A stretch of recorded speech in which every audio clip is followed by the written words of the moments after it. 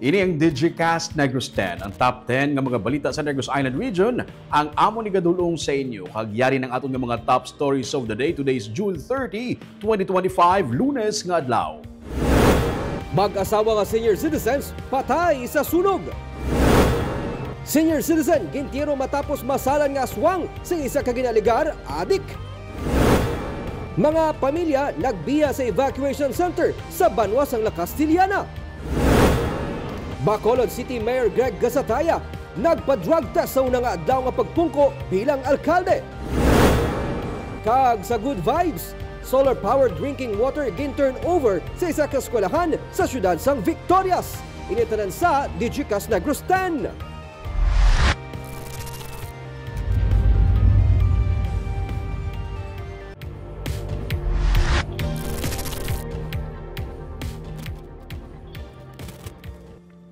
Sugod kita sa number 10, Mpox patient sa Bacolod City ang madali na lang mag-recover. Duha pagid karon ka mga suspected cases ang ginamonitor. Malapit na lang ang full recovery sang lalaki nga nauna nga Mpox patient sang Bacolod. Ginsiling ni Health and Sanitation Head Dr. Grace Tan, nagapali na ang mga scabs o kung mga pilas nga tuga sang balatian. Wala sang local transmission base man sa monitoring sang City Health Office. Pero magluwas sa unang nga kaso sang Mpox, duha pagid karon ka mga suspected cases ang ginamonitor sang Bacolod CHO. Ginpahayag ni Tan nga duha sa mga samples ang napadala na sa Research Institute for Tropical Medicine. Isa na diri ang nagnegatibo samtang ang isa makabig discarded o kung mahimo contaminated ang test o kung wala nagsanto sa case definition sang testing. Parayon ang hugot nga panawagan sang CHO sa publiko kay pabilin ang pagpasiguro sang personal hygiene, pagsunod sa health protocol kag pagkonsulta agud makasiguro nga matagaan sang gilingon nga atensyon ang makalalaton nga balatian. Whether they are negative man or discarded na case, no, or basta suspect, we still continue to monitor sa aton yung mga close contacts with them to ensure man safety natin.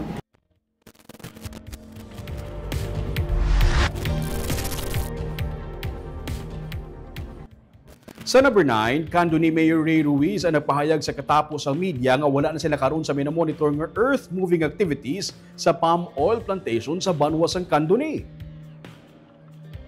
Sa interview sa media sang Sabado, ginsiling ni Ruiz nga mayara sang personnel ang Candoni LGU sa idalom sang Menro o Municipal Environment and Natural Resources Office nga nagamonitor sa palm oil plantation. Mga planting activities na lamang ang ginapatigayon. Sa nagligad nga semana, ginpa-verify sang Enforcement Division sang Environment Management Bureau 6 ang report nga mayara sa gihapon sang earth-moving activities sa palm oil plantation. Bisan sang kung apisar nga mayara sang cease and desist order nga ginpapanaog sa Hacienda Asia Plantation Incorporated o Happy nga amo ang nag-operate sa palm oil plantation. Sunod sa kay Ruiz, nagalaom siya nga respetuhon sang Happy ang CDO nga ginpapanaog. Isa sa ginreklamo sa Happy ang pag-operate sini nga wala sang environmental compliance certificate.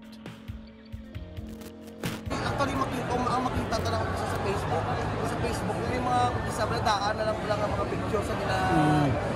Sige nga po yung monitoring sa LGU, pati sa kapulimento, na-monitor kinataya na dapat na sige po, ito nila man yung ginatag mag-order sa ila kasi sa business order. May staff ka mo, Mayor, nga nag-monitor? Yeah, of course, mayara ko na ginasay. Kaya mayara man na nag-monitor, ang tulang ngambal kung nga maging balay, madaas ko si Bob na MLP, ang monitoring team.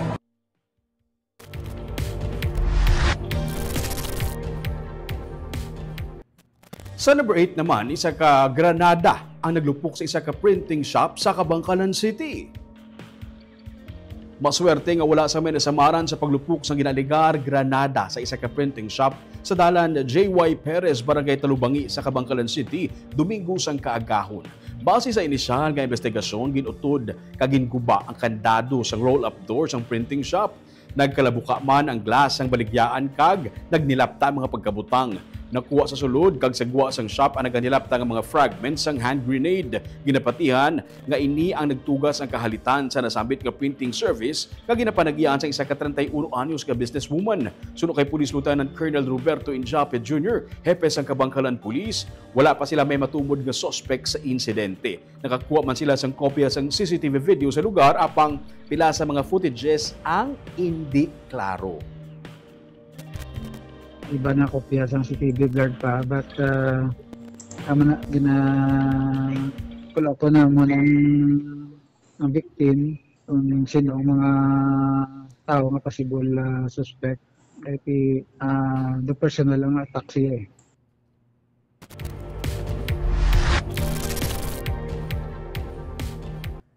Sa number 7, isa ka senior citizen ang gintiro sa ginaligar, isa ka adik.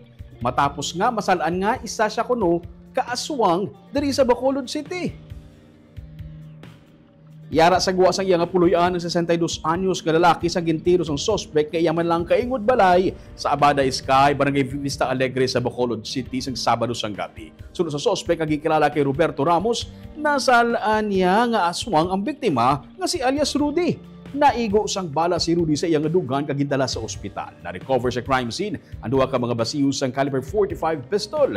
Suno kay Police Captain Dax Santillan, hepe sang Bacolod Police Station 7, yara na sa estable nga kondisyon ng biktima. Nadakpan sa hot pursuit operation si Ramos kag ginrikisa.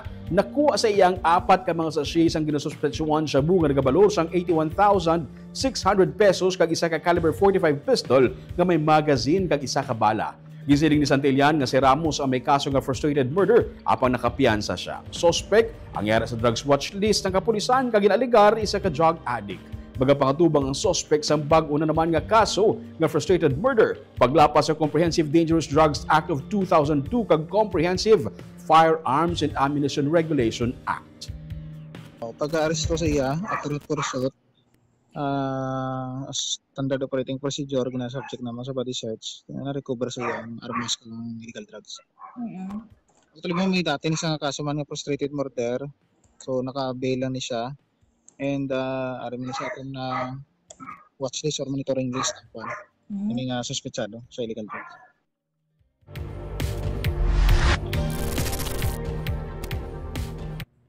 Sa number 6 naman, masobra sa 12 milyones pesos nga balor sa suspected shabu na recover sa Bacolod City sa weekend.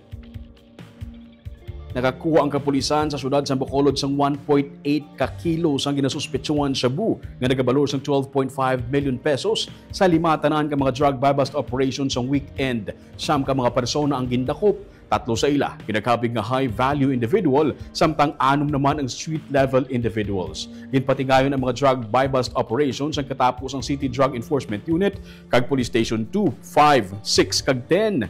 Ang bulto nga 10.4 milyones pesos ang nakumpiskar sang CDEU sa isa ka subdivision sa Barangay Mansilingan. Baga pangatubang ang mga gindakop sang kaso nga paglapas sang Republic Act 9165 o Comprehensive Dangerous Drugs Act of 2002.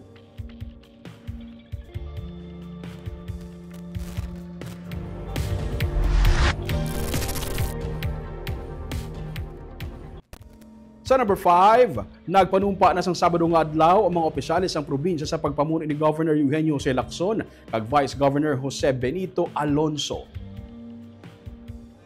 Sa seremonya nga ginsakdag sa provincial capital Lagun, nagpanumpa mga bagong opisyalis ng probinsya upod sa ilatag sa mga pamilya. Apesar sa mabunok nga ulan kag makapilaman magsaylo sang venue, nangin masulhay ang pagpatigayon sa programa. Dinapit nga bisita si Senator Francis Pangilinan nga nagsiling ang iya pagtambong sa inauguration sa gobernador. Pagpasalamat man sa suporta nga nahatag sa iya ni Lacson kag sa mga Negrense. Personal man nga nagupod ang iya nga asawa nga si megastar Sharon Cuneta nga nagkanta sa pila ka mga ambahanon para sa okasyon. Sa mensahe ni Lacson, ngayara sa karon sa iya third and final term, iya ginsiling nga gin-reaffirm sini ang iya commitment hindi lamang sa pagpadayon kung ano ang nasugdan niya, kundi ang pag-angkon pagidsang mapabakod nga pagtapos lakip na ang mga institutionalize sa mga pagtinad kag mapasiguro nga mapadayon kung ano aman ang mga kadalagan sa masunod nga mga administrasyon.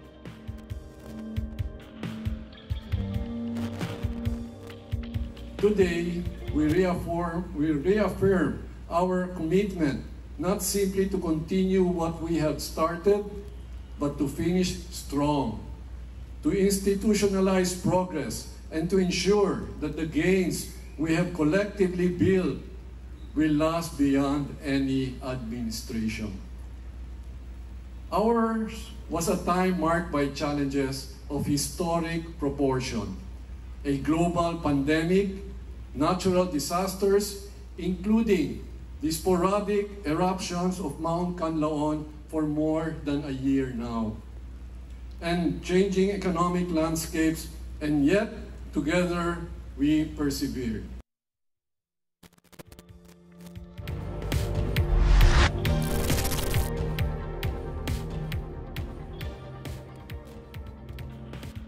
Sa number 4, mga nagdalaog ng mga kandidato sa 5th District sa Negros Occidental dungan nga nagpanumpa subong nga adlaw. Ginahangkat sila sang Secretary ng Department of Budget and Management nga ipalapit ang gobyerno sa mga pumuluyo. Yaring report. Sa pinakaunang nga tion sa isa ka seremonya, dungan nga nag-oath-taking ang mga nagdaog ng mga opisyal sa 5th District sa Negros Occidental kag ang venue amo ang banwa sa Moises Padilla. Ang kada konsihal, BC Alcalde, mayors, pati na board members nga present, ang isa-isa nga nagmarcha kagin pakilala. Present ang 4 ka mga bag-o nga mayors ng 5th District nga sanday Miguel Angelo Yulos ang Isabela, Aniejo Nicors ang La Castellana, Emmanuel Aranda sa Binalbagan, kag Mary Grace Arceo sang Hinigaran. Yaraman ang host mayor nga si Ella Garcia Yulo, kag si Mayor Raymond Tungson lang ang wala nga alkalde sa 5th District. Pero yara naman ang iya vice alkalde nga si Justin Gatuslao. Sunod sa kay 5th District Representative Dino Yulo, ang mayors mismo ang nagsuggest nga isahon na lang ang oath-taking ceremony. I would like to thank our local chief executive for the suggestion of joining our oath-taking. We wanted to show that here in the 5th Congressional District, you are united in one for the service of our constituency. Dako ang pagpasalamat ni Mayor Garcia Yulo nga sa ila banwagi patigayon ng ining kahiwatan. Ginahangkat niya man ang mga pareho niya nga mga public officials nga ipatuman ang pagbag-o nga ginaaspirar sang kadam-an. And I hope that each one of us would embody or would be able to implement the changes that we hope and we dreamt of in the next 3 years of our administration. So good luck to us in this new journey as we take the responsibility and the obligation that is the service to the people, is the service to God. Mismo si Department of Budget and Management Secretary Amena Pangandaman ang nag-administer sang oath-taking sang officials, dala na ang pagpanghangkat sa ila nga dalon palapit sa pumuluyo ang gobyerno. I would like to take this opportunity to urge every local government leader here today to join us in our journey toward empowering our local communities and bringing the government closer to the people through the Open Government Partnership. Through the OGP agenda, we are encouraging all local government units to be more transparent, accountable, participatory, and inclusive. Yaraman sanday board members Rita Gatuslao kag Haji Trujillo.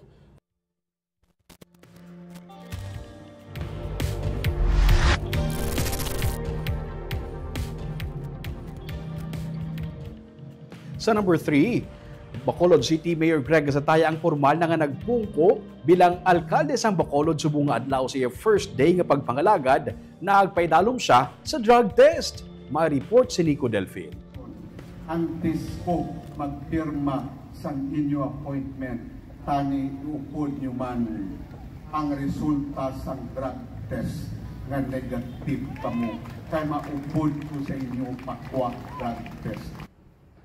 Sa inaugurasyon ni Mayor Greg Gasataya, iya ginhangkat ang tanan ng mga city employees nga voluntaryo nga magpaidalom sa drug test. Gani kay ina sang aga. Siyang gileon nga nagpadulong sa City Health Office, kaupod sanday City Legal Officer Carol Joseph Chu, appointed City Administrator Attorney Mark Mayo, kag mga Executive Assistant para magpa-drug test.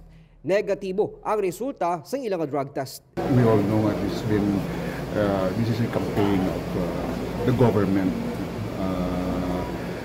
to to ensure na function kita well pag ang campaign against illegal drugs. We should set as an example.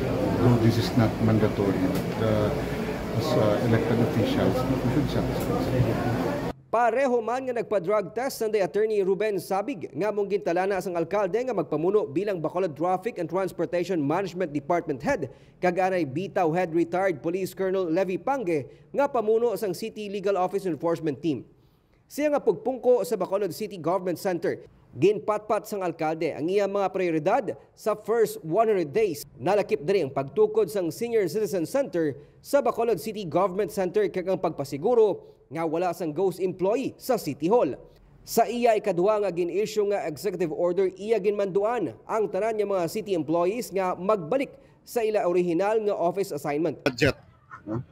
Number 2, we have to consider sang kung paano ning ila sini nga mga performance. Basta mo nang balko nga iya matama kinamon basta we assure nga tanan nga mga departments may aragid sang nagkakaigo ng mga job order plus. Kung taon mo gani kada mga opisina may mga regular employees naman eh. It's more of a support lang sa mga departamento kag opisina except those nga wala gid yapi sang regular nga mga empleyado. Sa seremonya gintambungan ni DILG Secretary Junvic Rimulya, ginsiling man ni Gasataya nga padayunon niya ang mga nasuguran nga programa ni Anay Mayor kag karon Congressman Albi Benitez para sa ginahandom sang syudad nga mangin isa ka super city.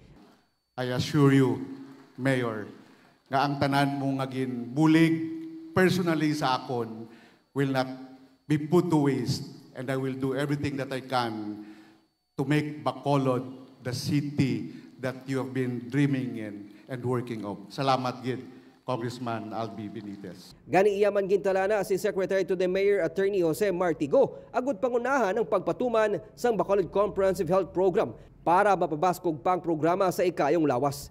Nalakip sa iya gintagaan prioridad ang paghatag solusyon sa problema sa baha, pagpasanyog pa sa nasuguran nga scholarship programs kag sports. Ubra lang ta.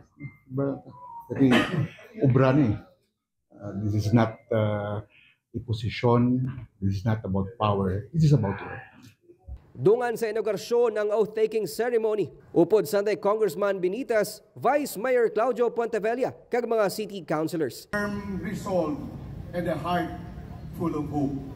In the next 100 days, we may not accomplish everything, but we can surely prove that we are serious about change and even more serious about our people. Nagperforman ang mag-asawa nga singer-artist nga Sunday TJ Monterde kag Casey Tandingan nga labi nga naghatag kalingawan sa mga tumalanaw sa BCGC. Nico Delfin para sa DigiCast Negros.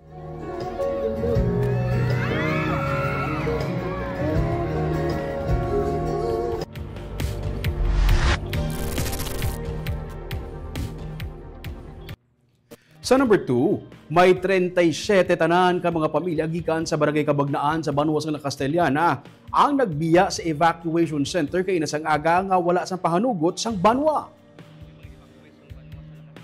Isa nga ginkilala kay Jericho Uy Aldea ang nag-upload sang video nga nagapakita sang pila ka mga pumuluyo sakay sa truck upod ang mga kagamitan. Mabatian ang tingog sa uploaded video nga nagasiling nga sila mga evacuees ng Kabagnaan nga ginaligar ginpabayan kag makaluluoy bangod sang antos sa ulan kag init kag nagatulo ang tent. Sila ang nagmatu-matu pauli sa ila. O kung na nagmatu-matu pauli, sunod sa nagpahayag sa video. Ginsiling sang OCD nga sa report nga ilan nabaton gikan sa Municipal Disaster Risk Reduction Management Office, 37 ka pamilya ang nagbiya o kon isa ka gatos ka mga persona. Sunod sa kay MDRRMO Head John Diasis, nakip diri mga kabataan ang nagbiya gikan sa campsite nila sa Senior High sang La Castellana National High School. Gikan ini sila sa La Castellana Elementary School nga kasunod sa pagbukas ng klase, sila ang ginsaylo. Yara man ang camp manager sang among ation sunod sa kay Diasis pero may kabudlayan na sa pagpugong sa iban sa ila, ilabi na nga may pila ka bulan naman sila nga nagatenir sa evacuation center. Ginimutig ni Diasis ang alegasyon nga nagatulo ang tents bangod waterproof ini. Nagsapol na ang incident management team Sa pagpamuno ni Mayor Aniejo Nicor, ginapanawagan sang IMT ang mga persona nga nagpatigayon sang meeting kag nagkumbinsi sa mga IDPs nga magpauli nga wala sang permiso. Ang nakuha nga video kag nagpost sa social media ang ginapangayuan man sang written explanation kung personal nga mag-appear sa IMT sa sulod sang 24 oras. Para naman kay 5th District Congressman Dino Yulo, nakapoy na ang mga evacuees, labi na nga wala sang klaro nga plano. Yara sila sa gihapo ko na wala sang klaro nga plano para sa ila para sa mga palaabuton. Plano ni Yulo sa pagbukas ng Kongreso, kuyag niya maghatag sang privilege speech agud to madala ang kahimtangan sa mga IDPs sa atensyon sang national government.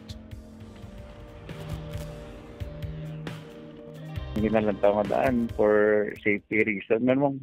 Nga based sa recommendation. Kapag monitor kagina naman sa may babaw, hindi naman ma-identify, no? Kasi actually, maning oras, farming period na Actually, there is lang naman gibutan sa may covered court. So, and then, ang sa may covered court, nang may hambil na, pero ang tent niya, waterproof gina siya.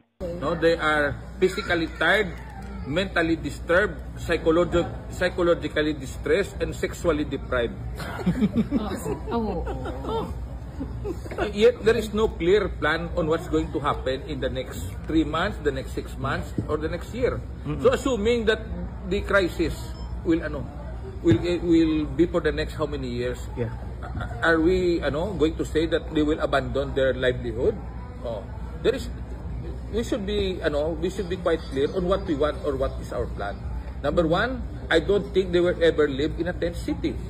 Number 2, I don't think they will abandon their sole means of livelihood. And number 3, of course, they are also concerned about the future of their family.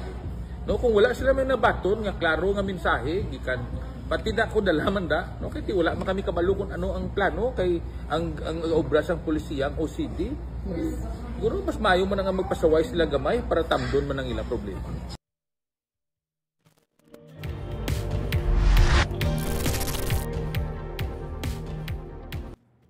Kag sa numero 1 sa mga balita, subong adlaw. Mag-asawa nga senior citizens ang patay sa sunog nga nagluntad sa Bacolod City kainasang kaagahon. Wala makaluwas kag napatay ang mag-asawa nga Edison Sr. kag Emeline Hibyunada sang matrap sa sulod sang ilan nasurog na balay sa Turquoise Street sa City Heights Subdivision sa Barangay Takuling sa Bacolod City kainasang aga.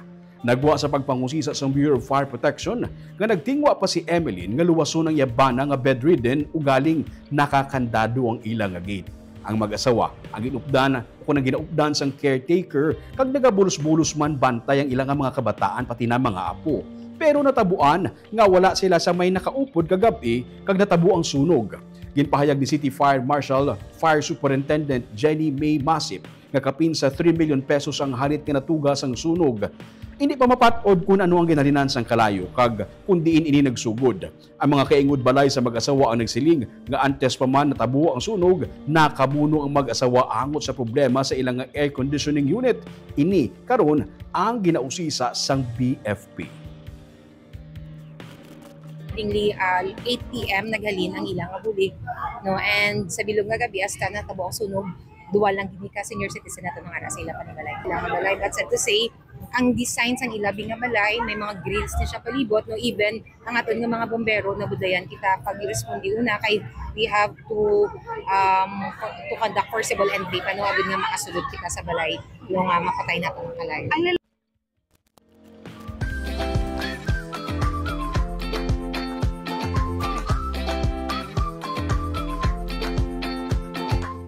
Kag sa good vibes, matinlo nga ilimnon nga tubig nangin posible pinagi sa solar energy ang turnover sa isa ka eskwelahan sa Victoria City. Pinagi sa Christian Advocates for Justice and Development in Negros Incorporated o kun CADEN Incorporated kag Department of Education, School Division sang Victorias, Barangay Estado Council, Parents Teachers Association, learners, student leaders kag Our Lady of Guadalupe Quasi Parish tigayon naging turnover ang clean drinking water pinaagi sa solar energy nga project sa Barangay Estado National High School kag Estado Elementary School. Tinutuyo sang sini nga proyekto nga makapaambit sang matinlo nga inimnon nga tubig sa eskwelahan pati na sa komunidad. Matapos ang official turnover, ginsundan ini sang signing of Memorandum of Understanding sa tunga sang DepEd Victoria School Division kag Kaden. Naging posible ang clean drinking water gikan sa solar energy nga project sa bulig sang Association of St. Alfonso's Former Foremans Incorporated kag ginponduhan sang Action, Vassar Buffel and Veltaden.